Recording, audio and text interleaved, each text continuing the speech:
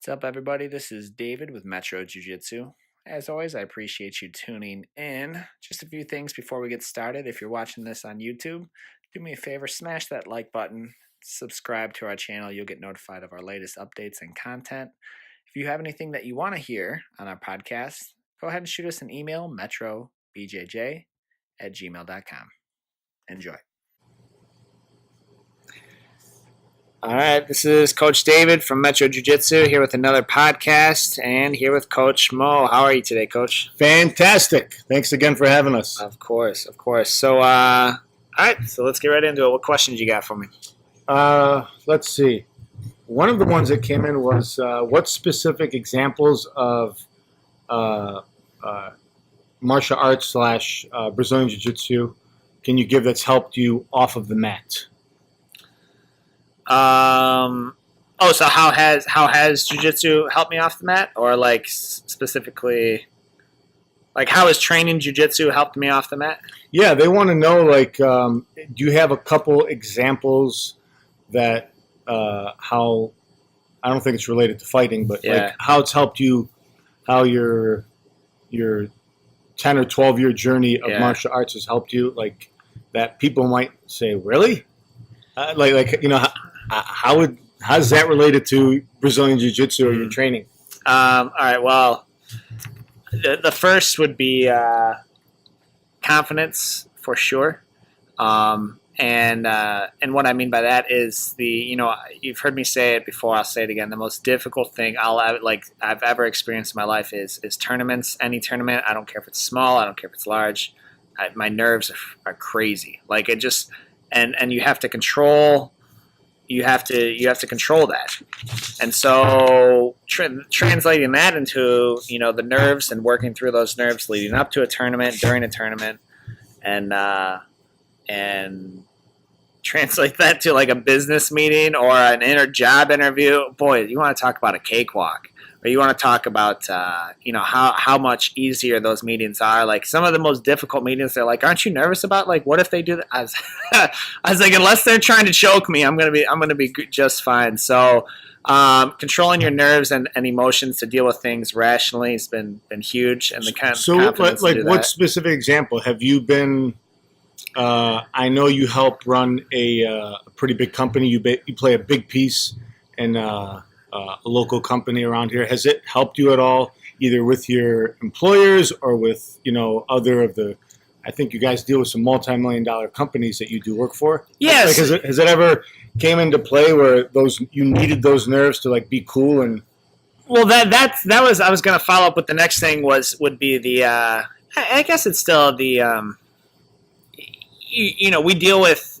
I'm calling it confidence. Maybe it's not the right word, but yeah, we do deal with a lot of corporations and a lot of suits, things like that. And and I'm directly customer relations. In fact, they forward, they that's kind of my gig is when they need someone to handle an irate customer or a difficult guy or a hustler, they let me talk to them because they know that I'm not going to get riled up and I'm going to I'm going to handle it well. So they send you the pit bulls or the barters. Yeah, absolutely. They say, you know what, I'm going to have my sales staff give you, or my customer, they save those for me. So and then I talk with them, and it's it's always just confidence in that situation, respect again, and I would say that respect, dealing with them with respect, because you're always whether they're the CEO of that company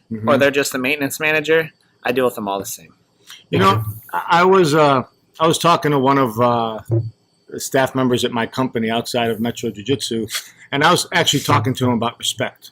And I think today some people confuse the word respect with being nice. So there's a difference. Yeah. Being respectful and being nice. You can't be nice in a corporate world. How do you, can you elaborate a little bit more on that respect? Because if you confuse respect for being nice, then, you've heard the saying, nice guys finish last, which I don't really believe that, but nice guys have a tendency to be to be walked on. So what's the difference? Well, Confidence, respect, being nice. What's the difference in your eyes? The respect, I think, comes from putting yourself in that person's position and letting them know that. So what I mean is, you give me an irate customer. Hey, you whatever. I don't know. They're upset about something. You guys blew up this freaking job. I mean, your company did A, B, and C, and this is freaking bullshit. And it's someone pointing their finger in your face. I've seen it. Come on up here, then. You know where to find. No, that's not how you handle it. I get it. You paid for this service, and this is what happened. And if I was in your position, all of that, letting them know that you see where they're coming from. But even all the way down to all the way down to like the maintenance crews. I have guys that look, they're breathing down my neck, and I said, look, I can tell they're breathing down your neck. I don't want you getting chewed out. I'm going to do my best to help you. After you've communicated to somebody that you're it's an old sale. Well, it's old to me. It's an old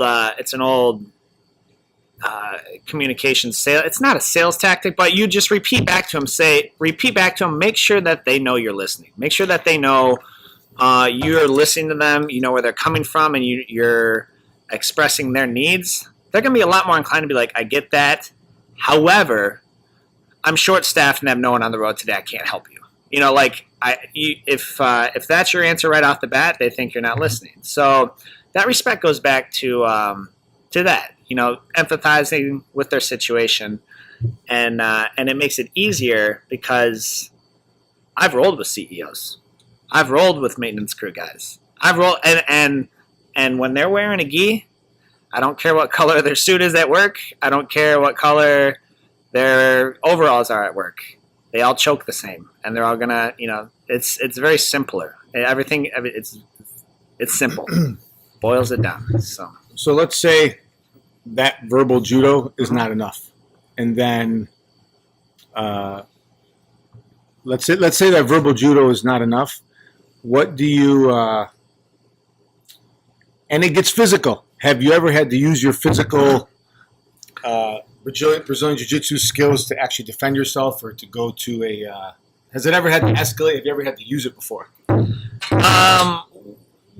The short answer is no. I mean, there's been some really, really close calls, not as a result of customer relations, though. Typically, I mean, my rule of thumb is, I kind of treat it like almost like the rules of a CPL. If someone's life is in danger, if I see a guy beating on a woman, if I see, honestly, I've two guys or whatever, getting in a fight, I'm going to try to break it up. I'm going to try to keep the peace. It's always to defend someone else or protect someone else.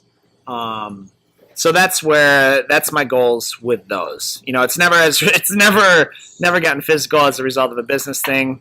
I've had the closest that ever came was like I said, someone, a guy was beating on his woman. I had to run across the street, and then, nothing happened. He didn't, the authorities arrived almost immediately, but that's it.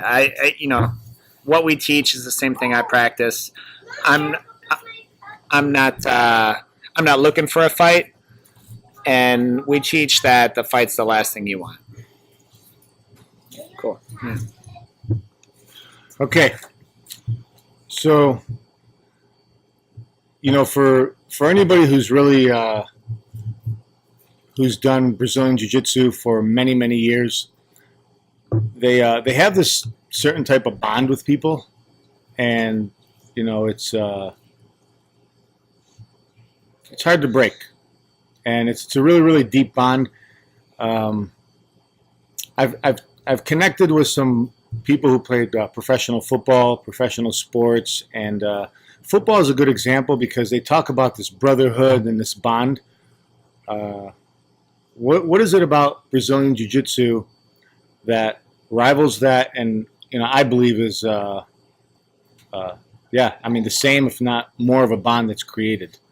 What is it about you feel about Brazilian Jiu-Jitsu that does the same? I think it's that's a great question. I don't know that I have the best answer for it. Okay. But there is something it goes back. I don't know if I have the best answer for it. I mean, it happens so quickly. Yeah.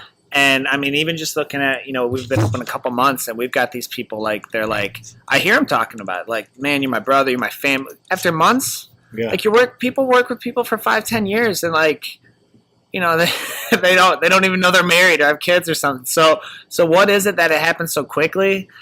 I mean, it's got to go back to that brother in arms mentality, that sister in arms camaraderie. There's something that it feeds at a really primitive. It meets a really primitive, fundamental need, and that's about as I can't put a finger on it or a pulse on it. I know you were with one school for most of your career. Yeah.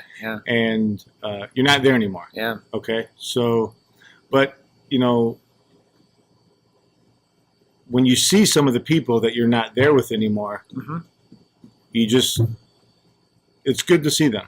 Yeah. I mean, we both came from a school that we were with for 10 years of our life. Sure. Me, 12 years, really. Yeah.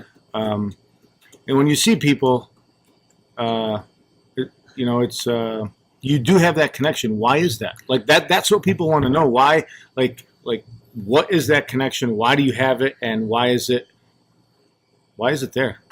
Where does it come from? We're talking to the people who don't.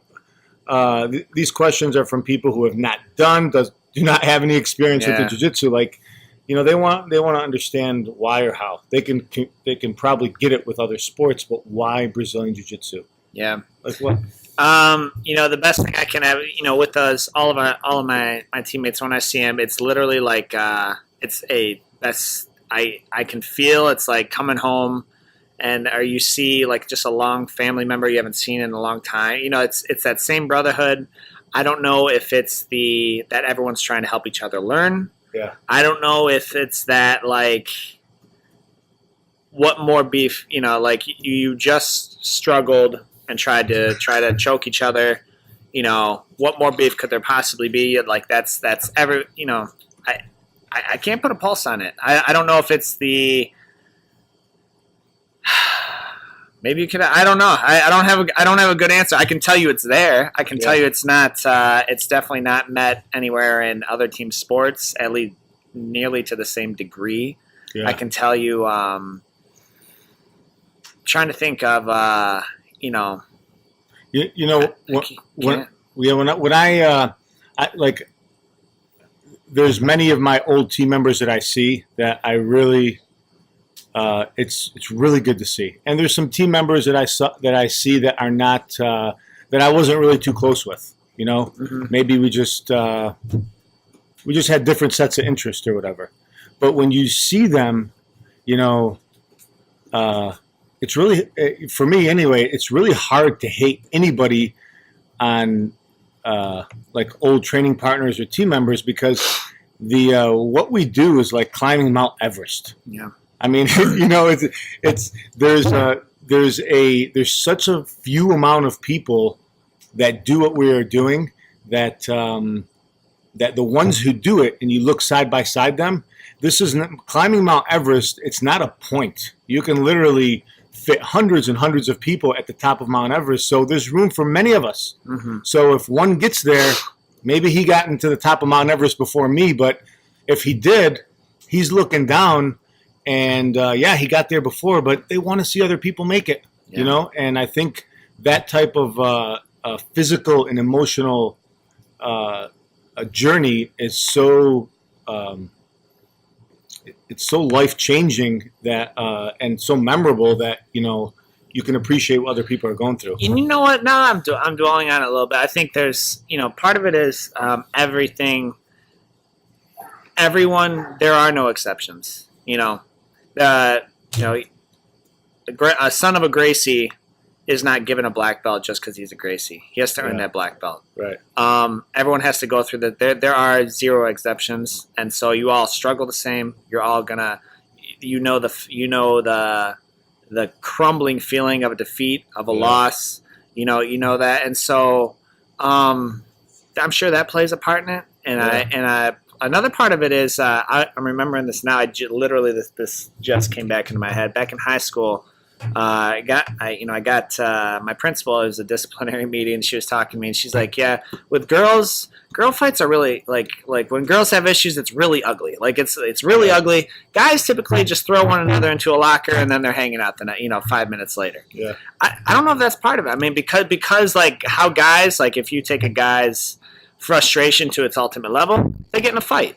Yeah. If you're fighting, rolling with these people every night, what beef could there possibly be between you? You know, like that is, so I don't know. That's a good way to look at it, because if you do have beef, you get to air it out every single day. So yeah, I don't know. So that's a good question. That's probably the toughest question I've had yet. So is there anything else you'd like to share or communicate to the listeners out there before we wrap up? No, that's maybe I'll have to follow up on the next episode. Hopefully I have a clear. If anyone's got a clear answer, I'd like to have one. Maybe we'll ask you next time. I felt like I botched that one a little bit. I just don't have a clear answer. I know it's there, and that's the thing. It's like this magic in the room. It's like I can't quite put a thumb on it, but it's real. Yeah. Well, you know what? It's kind of like having to see it to understand it. Yeah. You have to feel it, like climbing that mountain. Yeah. You could see it in pictures. You can even see it on video, but until you put your feet on that mountain, you just don't understand what another person is going through. So, and when you do, then you're like, yeah. Like tasting that double shot of espresso, extra caramel Marvel from Big B's. You gotta taste it to understand it. Yeah. Well, that's it, Coach. I do appreciate it, and until next time, we'll see you guys later. We hope you have enjoyed this podcast. As always, if you have any questions or anything you want to hear on our podcast, you can send those to metrobjj@gmail.com. Or perhaps you want to start your jiu-jitsu journey today and come check out our gym. We're located at 13555 Eureka Road, Southgate, Michigan. And we're right next to Planet Fitness. Come on in. Our friendly staff will be happy to answer any of your questions and meet your goals. Talk to you soon.